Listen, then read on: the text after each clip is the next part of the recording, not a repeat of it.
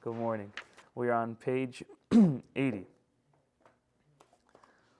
Okay, Pasuk Yudal. Pasuk goes as follows: Kitov sarcha mischar kasef umicharut tuvuata, which means for its commerce is better than the commerce of silver, and its produce is better than fine gold. Continuing on, Yikarahi v'fninim v'chol chavtzecha v'lo yeshuv ba. And then he says, it is more precious than pearls, and all your desires cannot compare to it.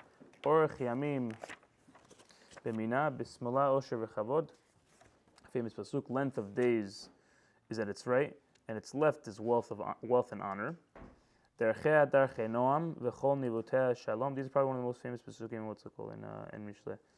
Its ways are ways of pleasantness, and all its byways are peace. Etz chaim hi lamachazikim ba v'tomchea meushar. It's a tree of life to those who hold fast to it, and its supporters are praiseworthy. Okay, let's go from the beginning. Shlomo Melech here tells you something bold. He tells you that you think parnasah is valuable, business is valuable, you think money is worth running after, but he says you're just opposite. When you haven't, then you haven't experienced wisdom, what wisdom can really give you. People will wake up early, they'll stay up late, they'll travel across different countries. I'm sure going to China here or there, right? They'll sacrifice their sleep, they'll sacrifice their peace, even relationships, everything, all for money. I'm sure you see this in the work field. I see it as a rabbi, all over. But for wisdom, what happens? People don't even open up a sefer for 3 minutes. I don't have time for that, right? But again, wisdom stays forever. Your money doesn't stay forever. Right? Shlomo Melech is telling us here, if you really understood the value of chokhmah, what would you do? You choose it harder than any other deal you had, any other job, any other investment. Why? Because money can make your life nicer. Wisdom makes your life better. Hear the difference? There's nice and there's better. Money can change your house. Wisdom can change your home. Right? Money can buy you comfort, what we think is comfort, but wisdom will buy you clarity, which will help you define what comfort really is. And the produce, like he says here, the profits of that wisdom outlasts everything else. Because the value of wisdom is not what you earn, it's what you become. That's the idea. I'm sure you agree with me, Sonny.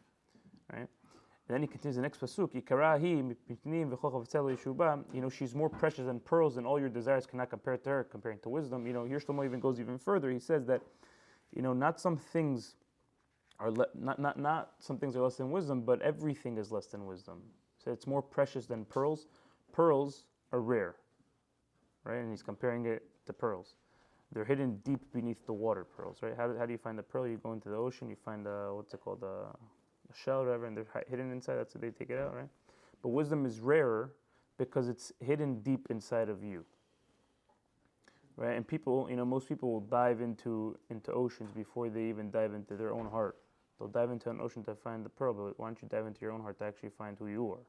And Shlomo is telling us here, your deepest desires, which is success, comfort, approval from others, security, pleasure, none of them compared to wisdom, to what wisdom will actually give to you.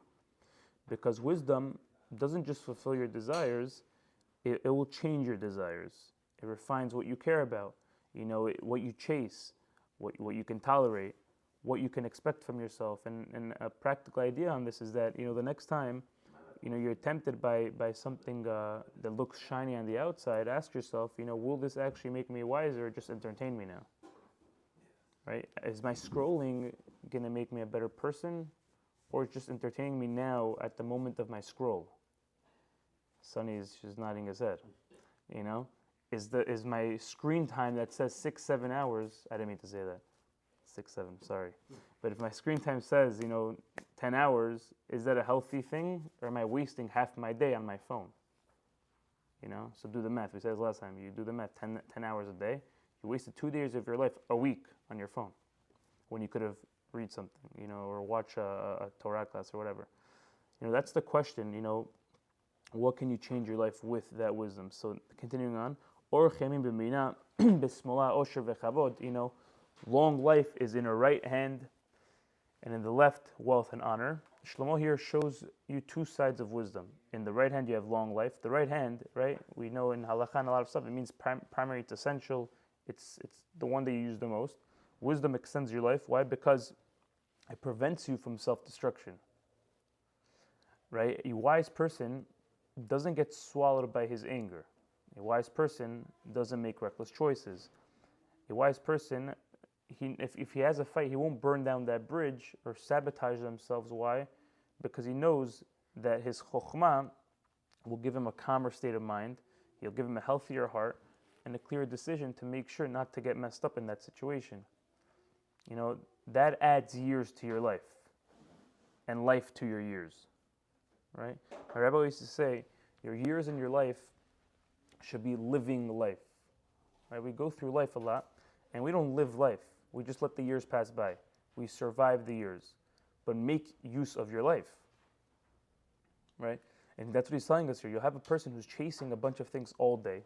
He's chasing money, wealth, honor, whatever he's chasing, and he's not fulfilling his life. And then what happens? He retires, and then he starts living his life. Dude, you could have gone fishing your whole life before. You don't have to wait till you're 80 years old and go fishing because that's what you enjoy. You couldn't do what you enjoy now instead of you waiting until later on. That's bimina or chamim bimina, meaning let your years actually be living a life, not a surviving life. And it's very hard because we live in a generation today that everyone all over us is trying to, outdo the next person, outdo the next deal, sell more things on Amazon, this, that, but is that what you really think life is? I'm talking from, I used to work before, so I'm talking from what, I had people around me chasing over the next deal all day, but then they come home and they're depressed. So what's the point of that? And I was saying this the other day, your whole, why do you go to work? You go to work to provide for your family. Why are you going to work to provide for your family? So they should be happy. But if you're going to work now, and then you come back upset, so your whole definition of going to work, the reason why you go to work makes no sense. Because you're upset, so now your family's not happy. But again, from the beginning, you went to work to provide for your family, so they should be happy. So if you're not coming home happy, then just don't go to work. Figure out a different thing.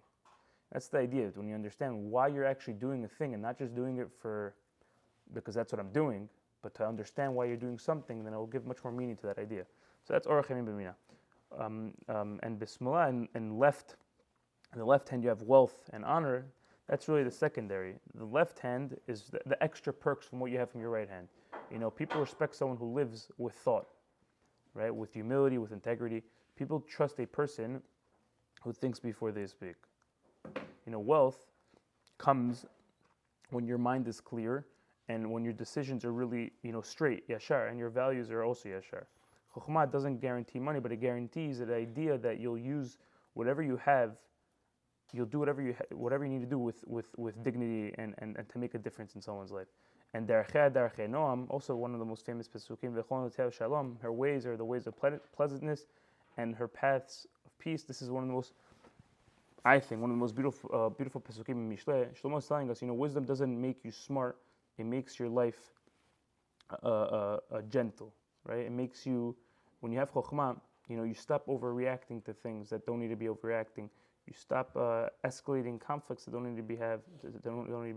You stop falling into the drama of the things around you. You stop letting the little things control your life. Why? Because your life becomes more pleasant. Not perfect, but smoother. Not easy, but it becomes peaceful. And peace isn't the absence of problems. It's the presence of perspective. To understand that when someone walks with wisdom, what happens? You walk through that stress with stability because there's something better than this.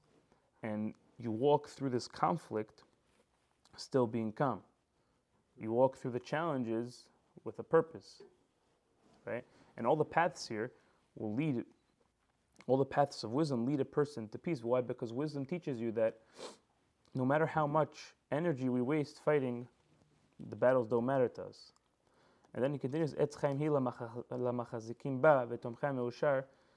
This is a famous song. The Torah is a tree of life for those who hold on to it, and those who support it are fortunate. This is the same phrase that we sing, right, when we return to the Torah. Etz chaim hi lamachazikim ba, right? Chokhmah, Torah is a tree of life. Not the tree of information, not the tree of rules. It's a tree of meaning. It gives you vitality, energy, direction, and this inner strength in your life. But there's a condition. You have to hold on to it, right? Not to read it once, not to hear a shiur and forget it, not to get inspired for a minute and move on. You have to grab it. Etz chaim hi lamachazikim ba. They hold on to it, to cling to it, to grab it, to weave it into your daily decisions every single day. And that's what the pasuk says. Those who hold on to it become alive, and those who support it become blessed. Because when you hold on to the Torah holds on to you, and then you live a much better life. And B'ezrat Hashem will continue tomorrow.